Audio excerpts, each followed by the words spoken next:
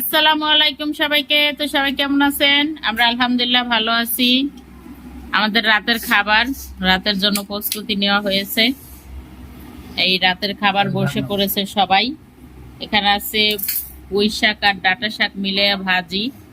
ডাঁটা কিনে এনেছিলাম, সেখান থেকে শাক আমি ফেলিনি, সে শাক দিয়ে আর কটা পুঁই শাক দিয়ে ভাজি করছি। এই শাক খাবে না, শাক না খাওয়ার পাবলিক খাবে না শাক।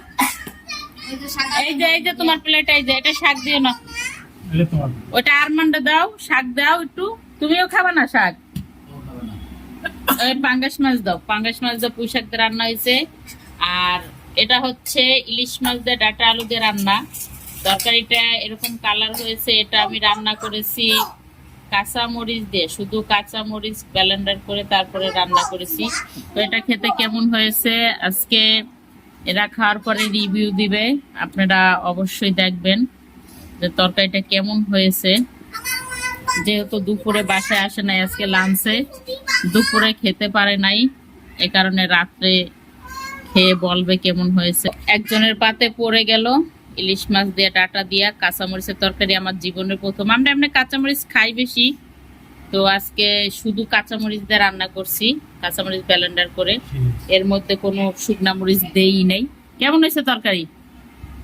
মজা হয়েছে অনেক বলতেছে।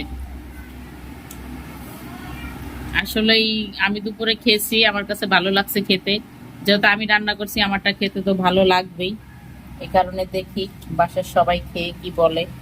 এই যে খাওয়া হচ্ছে আমার বাসায়, সারা জীবন আমি দেখে আসতেছি 16 বছর ধরে, সামনের ভাত থুইয়া পিছনের ভাত খাই আসলো। যে কেমনে খায় আমি এটাই বুঝি না। এটা বললে আবার উল্টা আমার সাথে ঠেটামি করে যে আমার ভাত খাওয়া ঠিক আছে। ভাত খাওয়া ঠিক আছে কিনা আপনারা একটু অবশ্যই কমেন্ট করে জানাবেন। সামনের ভাত রেখে পিছনের ভাত আগে খাই, আমরা খাই সামনের ভাত আগে, উনি খাই পিছনের ভাত আগে। এই পাঙ্গাস মাছ কেমন হয়েছে? মজা। তোমার পাঙ্গাস মাছ কেমন হয়েছে? কথাবার্তা কিছু বলবে না, ভালো হয় নাই? ভালো হয় নাই। তো দেখ, ফাইনালি আমার ঘরের যে প্রধান সে নিচ্ছে তরকারি, তো দেখি সে কি বলে। তারা কপাল গোছানো লোক, তো তাদেরটা শুনতে হবে আমার আগে। সে যদি ভালো বলে ভালো, খারাপ বললে খারাপ। তো দেখি কি বলে। তরকারি কালারটা অনেক সুন্দর লাগতেছে। কেমন হয়েছে? ভালো। কেমন ভালো? না আসলে কি কাঁচামরিচের তরকারি, শুধু কাঁচামরিচ দিয়ে রান্না করছে আজকে। কাঁচামরিচ তো ভালো হয়। দেখতে একটু সাদা সাদা হয়েছে, ঠিক না? সাদা দেখতে সাদা হয়েছে, কিন্তু খেতে সেই স্বাদ। মজা হয়েছে অনেক।